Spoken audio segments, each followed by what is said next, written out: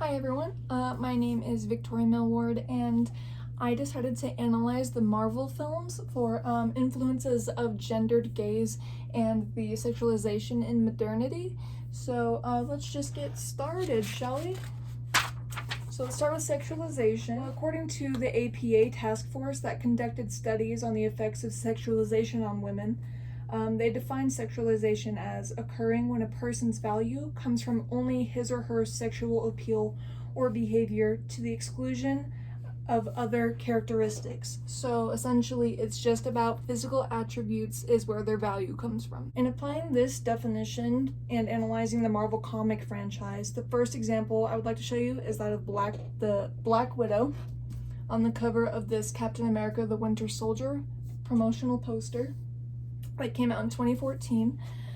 So if you'll notice, Black Widow is wearing a tight-fitted costume that emphasizes her female figure. Her hair is dramatically flowing in the wind flawlessly. Her chest is somewhat exposed. Her suit doesn't seem to have any protective padding of any sort, amidst of what seems to be a fiery wreckage. And to top it off, she is essentially strutting away from the carnage. And considering the practicality of her costume, it would serve almost useless against outside forces trying to attack her, but hey, at least it looks good, right? The value that Black Widow seems to resemble in the poster is looks, because she's in the background walking away from the carnage and wreckage, and she's not given very much narrative. She's just supposed to look pretty, and whereas Fury and Captain America both look to be determined and task-driven. In comparing the male character suits to the female ones, it is apparent that their bodies are typically fully covered in accordance with battle protocols. So for example, Captain America is wearing a utility belt, padded clothing, he has a shield, so he looks prepared to fight. Whereas Black Widow does not. Referring back to the APA study that discussed the effects of sexualization on women, they concluded that when these women are objectified in media, it affects the development of children. This could appear as when these children are growing up with unrealistic ideas of beauty standards and sexualization standards, they could develop a skewed idea of their own self-image and unrealistic sexual standards for females. By being sexualized, the individual is being made into a thing of another's sexual use, and sexualization within the Marvel character universe has been dominated by female objectification, and some male objectifications as well, but predominantly it has been female, especially within the Marvel comic series. Okay, so now we're on the topic of gendered gaze. So according to Sturken and Cartwright, gazing and looking long and intently with affection, awe, wonder, or fascination.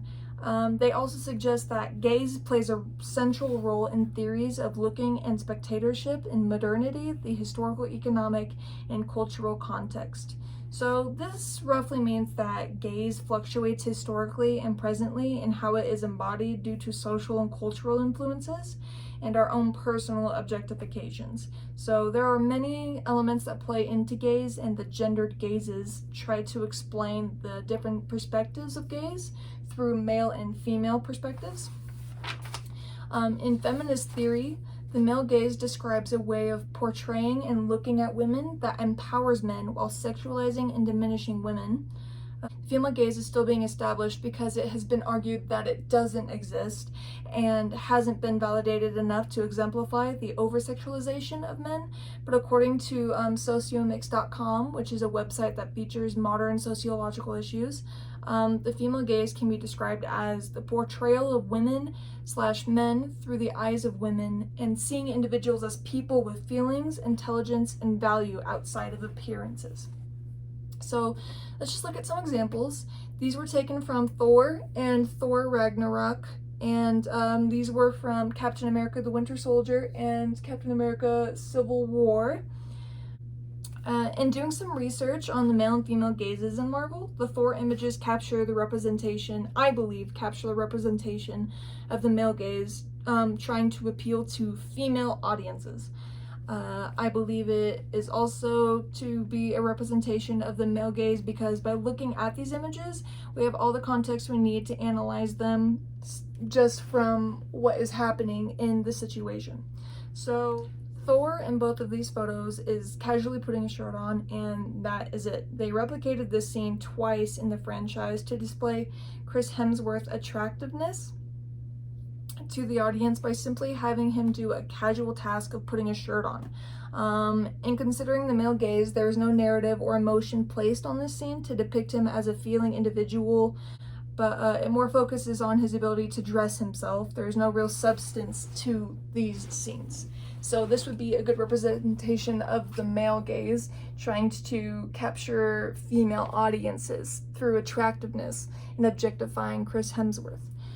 Bucky, for context, is about to begin another excruciating experience in brainwashing, in which he shows a lot of vulnerability and emotion, and he's scared. The female gaze would suggest that because he is showing such vulnerability and emotion and pain, his character's values lie within his experience and personality more so than his body objectification. On top of the over-sexualization of Marvel characters within the comics and films, the visual stereotypes play into the sexualization as well. So visual stereotypes are like pictorial lenses placed on certain characters.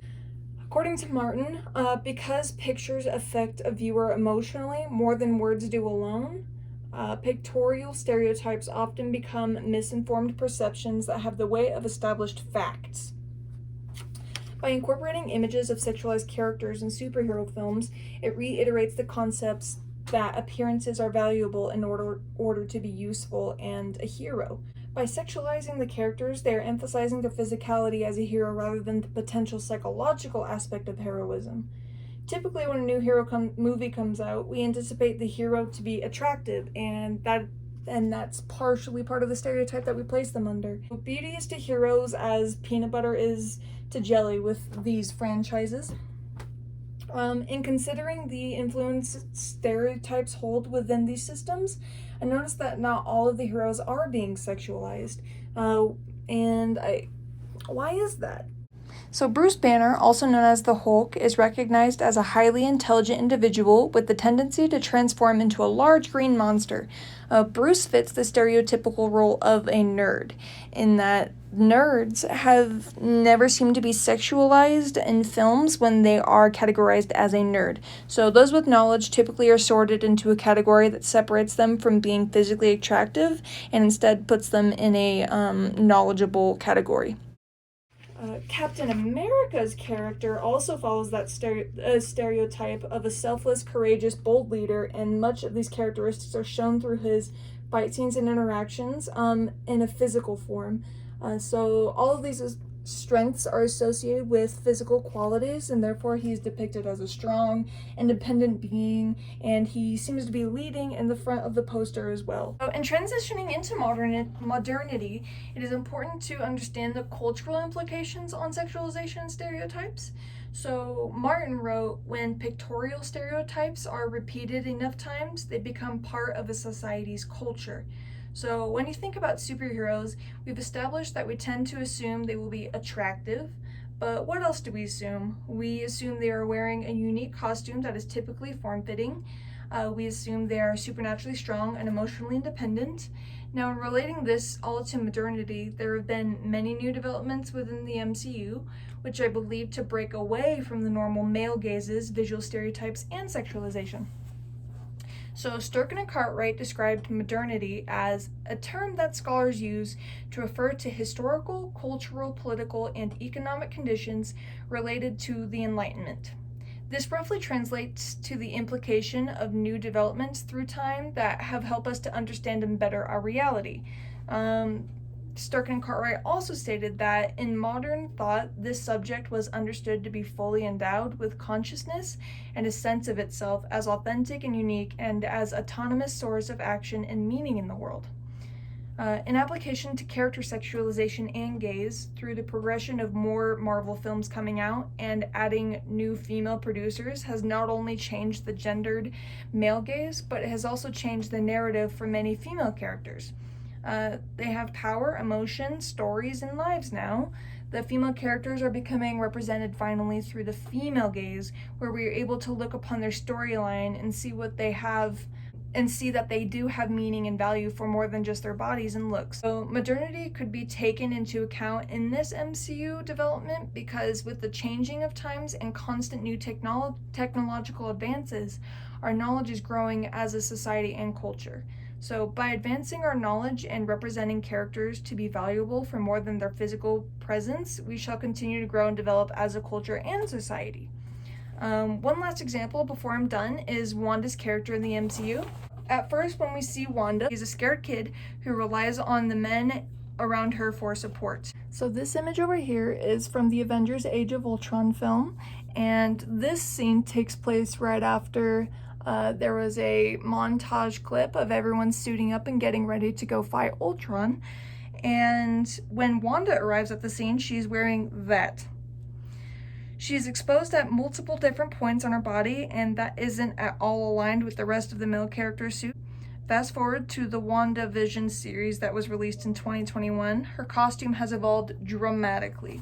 She's finally wearing clothes that protect her full body, she isn't wearing stylistic jewelry, and her hair is at least pushed back out of her face with a headband. While progressions such as this one have extreme influences in promoting self-image for females and sexual development, the female characters are finally given the chance to have their own autonomy, story, life, and emotion outside of their physical value they were given in the past.